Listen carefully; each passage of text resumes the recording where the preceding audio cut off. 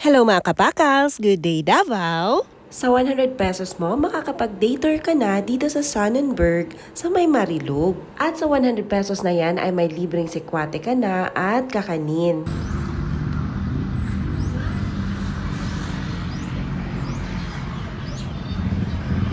Mabuhay! Welcome to Sonnenberg! Tara! Lahat na!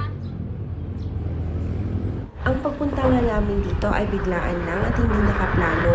Bale, nadaanan lang namin ito sa daan. 1 hour drive lang pala ito from Davao City. Kung galing ka ng Davao City ay nasa left side siya. Para hindi ka na rin mawala, ay ilalagay ko sa caption ang Waze link para mabilis na lang kayong makapunta dito.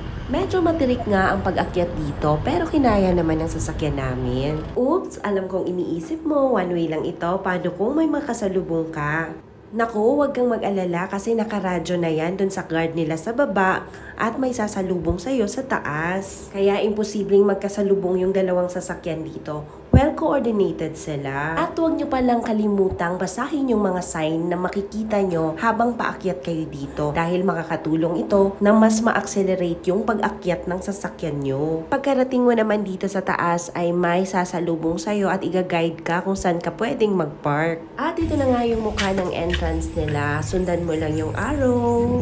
Pagkarating nga namin dito sa taas, hindi na nga ako nakakonsentrate sa pagkuha ng video. Dahil nakakaagaw tingin talaga yung ganda ng view pag andito ka na sa taas. At narinig nyo ba yung huni ng ibon? Diba napakasarap pakinggan? Yung entrance fee na 100 pesos dito ay pwede kang mamili sa kanilang drinks. Pwedeng sikwate, pwedeng iced tea, at may libreng kakanin yun. Kung gusto mo naman full meal ay meron silang 200 pesos. Yung mga pagkain na available dito ay ang kanilang mga breakfast meals pero pwede mo siyang kainin sa lunch. Gaya ng top silog, long silog, bang silog. At may marami ka pang pagpipilian. At may kasama na rin siyang isang basong drink. So pagpasok mo nga dito ay ito ang bubungad sa'yo.